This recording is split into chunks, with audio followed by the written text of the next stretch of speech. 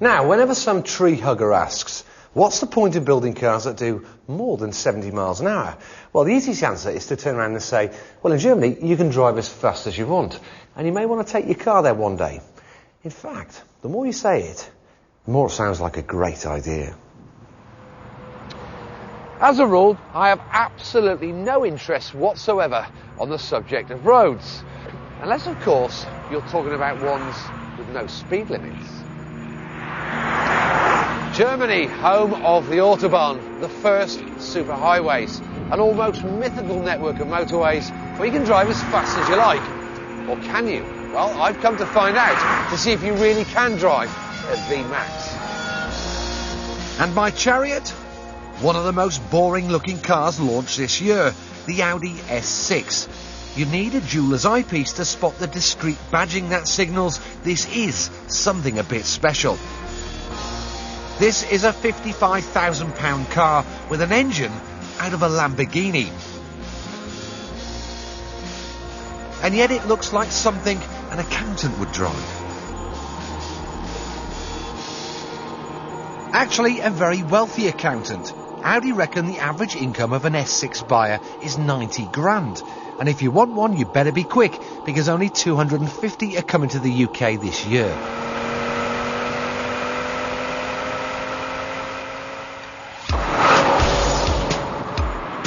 Finding an Autobahn isn't difficult. With 7,000 miles of motorways, only the USA has more. But finding somewhere to go flat out, well, that's a bit harder. The big thing we discovered is that only half the Autobahns have no speed limit. Areas by junctions or roadworks are restricted, and temporary limits are often enforced at night or in bad weather. Even when you see the magic no limit sign, you have to remember there's still a recommended speed limit of 80 miles an hour. Drive recklessly above that speed and the police will take a very dim view. But that threat doesn't stop most people getting after it. Quite famously, the man who's running Bugatti at the moment used to openly admit to commuting to work at 200 miles an hour in his McLaren F1. Wow. Now this S6 is, well, it's just phenomenal. 5 litre, V10, 435 horsepower, in the most amazingly comfy armchair, so refined. It's beautiful. It wafts along, it's quiet. And by God, does it go somewhere. I mean, we just keep going and going and going. The gearbox is silky smooth. Oh, it is a wonderful car. The S6 is limited to 155, the result of a sort of gentleman's agreement between the major German manufacturers as a nod to safety. Our mission is to see if you can actually hit that top speed.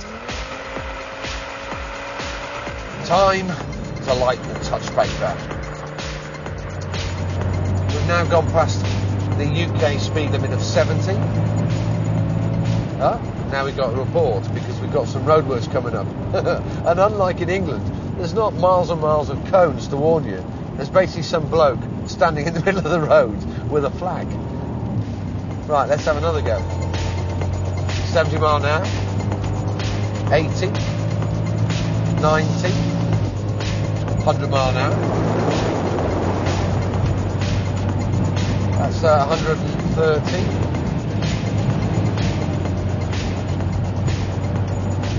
You know, we're on a unlimited stretch of the road here, and it's a dual carriageway.